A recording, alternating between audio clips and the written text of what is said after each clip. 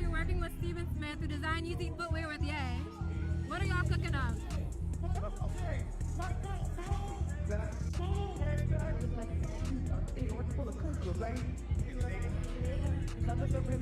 Guess we'll never find out.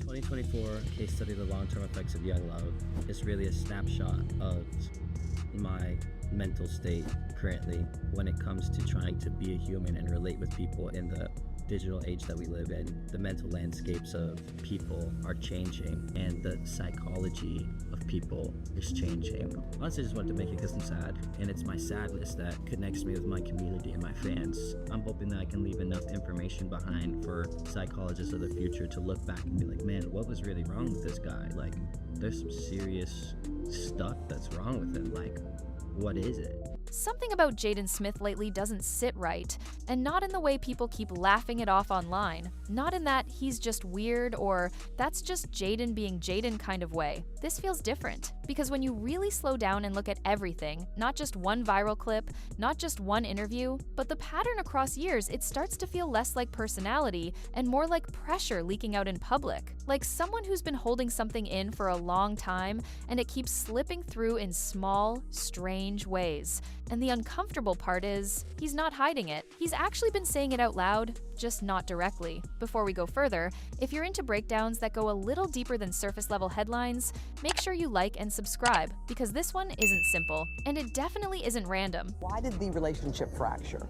Oh, why it fractured, that's a lot of things. Yeah. And I think by the time we got to 2016, we were just exhausted with trying. I think we were both kind of still stuck in our fantasy of what we thought the other person should be. Now start with what we can all see. February 2026, red carpet, normal setting, normal questions until one name comes up, Kanye. The second the reporter says it, Jaden's entire energy shifts. He looks up, pauses for a split second, then just turns and walks off. No smile, no excuse, nothing. Just gone. And if that was a one-time thing, maybe you brush it off, but it's not. A couple years earlier, he sits down for an interview, and for 45 minutes straight, he answers every question using lines from Twilight. Not as a joke, not breaking character, fully committed.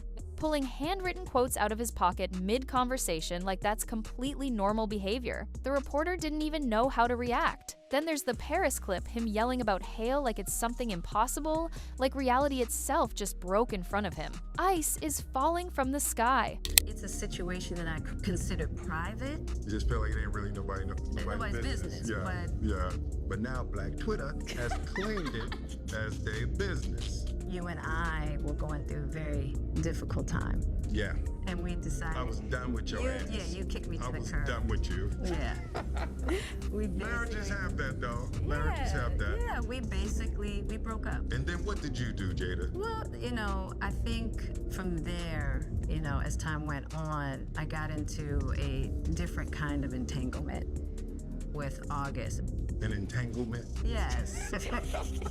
Yes. A relationship? Yes, it was a relationship, absolutely. The only person that could give permission in that particular circumstance is myself. Yes, exactly. Yeah.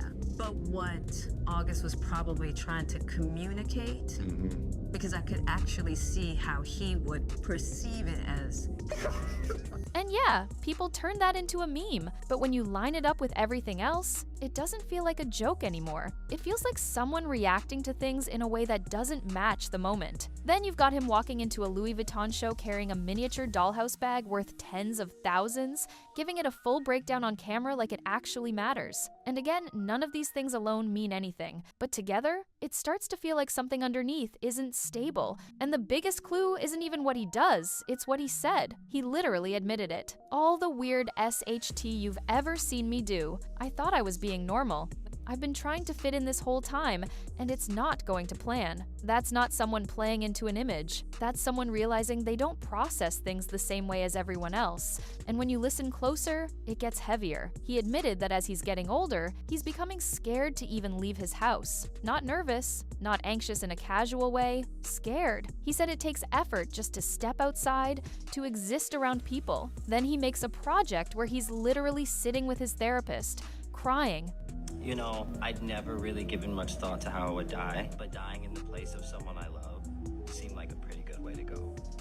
Okay, so I've been tagged in that video a lot, and it's because Jaden Smith is giving an interview to Complex, and that's a quote from the 2008 film Twilight. But what I feel like people aren't talking about enough is that, first of all, everything he says in that interview I think is movie quote, but also Twilight gets quoted twice. How do you start thinking about that? You know, it's the fluorescence. He's gotta be a huge fan. Recording himself in that state and putting it out publicly, saying he hopes one day someone can look at it and figure out what's wrong with him. Think about that. Most people hide that level of vulnerability. He documented it. That's not attention seeking. That's someone trying to understand themselves and not getting answers. So naturally, you start asking, where does that come from? Because people don't just wake up like that. And this is where things start pointing back to his environment. Jaden himself said that his mom introduced the family to psychedelics. Not rumors, his own words, on stage, in front of a crowd. Jada later confirmed she had been using it for years to deal with depression. And Jaden described his experience in a way that stands out. He said, it helped him break through something that was blocking him, specifically trauma. But here's the part that sticks. He never explains what that trauma is. Not once. He keeps circling it, hinting at it, describing the feeling of being blocked by it, but never naming it. And when someone keeps pointing to something without saying it, it usually means it's not easy to talk about. Now, take that and look at the household he grew up in. For years, the public saw Will and Jada as this united couple, strong, supportive, always together. But behind the scenes, they had been separated since 2016 and nobody knew. Mushrooms. Yeah. The magic kind, of course. I was introduced to plant medicine 10 years ago to deal with my depression. Always in my head talking, telling me what I was and what I wasn't. And for the first time, I had like a ego dissolution where I was like, that was the moment that really changed me. You get to a place in your life where you're blocked by something, whether it's a trauma, whether it's your emotions, your ego, not being able to express yourself. And then I feel like psychedelics are a way to tear down that wall and see what's beyond it. Doing it guided with people that are professionals, I feel like really increases the chances of having that mystical experience. That means for nearly a decade, Jaden was living inside a version of reality that wasn't real, watching his parents present one story to the world while living something completely different privately. And that kind of split messes with how you see things. Because what's real at that point? What's performance? Then, the Oscars moment happens, one of the most public, intense moments in Hollywood, and Will is yelling, "Keep my wife's name out your mouth," defending a relationship that, according to Jada herself, hadn't been functioning like that in years. Jaden knew that. He was living inside that contradiction. And it doesn't stop there, because then you get into the situation with August. This is where it gets uncomfortable if you actually look at it from Jaden's side.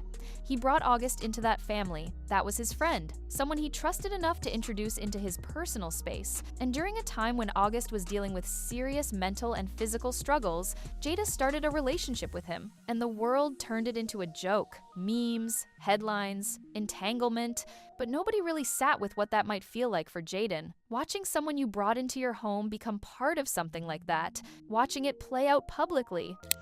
Dog, it's hailing in Paris, bro. Ice is falling from the sky. It was cold. I knew it was cold, bro. Ice is bouncing off the dog. Do you see this? Rain doesn't, bro. That's not just messy, that changes how you view trust, boundaries, relationships. And then there are the moments that were right in front of everyone, on camera, that people laughed off without thinking twice. Multiple times, Will tries to kiss Jaden, and Jaden clearly looks uncomfortable, pulls away, even says it embarrasses him, and it keeps happening, played off as affection. But when you go back and actually watch those clips without the laugh track, they don't feel the same. They feel off. And the thing is, when moments like that keep happening and nobody addresses them seriously, they get normalized. Now zoom out even further. Look at the people around him growing up. Jaden and Justin Bieber weren't just casual acquaintances, they were close. Same era, same industry, same circles. And after everything that came out around Diddy, people started rewatching old clips of Bieber as a teenager and noticing things they didn't notice before, the way he acted, the way he responded in certain situations. And then you look at Jaden now, and there are similarities. Not identical, but enough to make you pause. The energy, the unpredictability, the way both of them sometimes seem disconnected from the moment they're in, and that's when people start asking questions about what those environments were actually like behind the scenes. Then you add another layer, the school Jaden attended, which was later revealed to be heavily influenced by Scientology teaching methods. Jada has been linked to that world for years, even if it's always been downplayed publicly. And whether you believe those connections matter or not, it still adds another layer of influence to everything else already going on. And when you step back and look at the full picture, not one moment, not one rumor, but the combination of all of it, it becomes harder to dismiss. Because at that point, you're not looking at random behavior anymore. You're looking at someone who has openly said they feel blocked by something they can't explain, who struggles to function in normal environments, who grew up in a household where reality and performance were blurred, who experienced situations most people never will, and who continues to express, in his own words, that something isn't right. So the real question isn't why is Jaden acting like this? The real question is, what happened that he still hasn't said out loud? Because whatever it is, it didn't just shape how he acts, it shaped how he experiences the world. And the fact that he keeps hinting at it without naming it might be the biggest clue of all.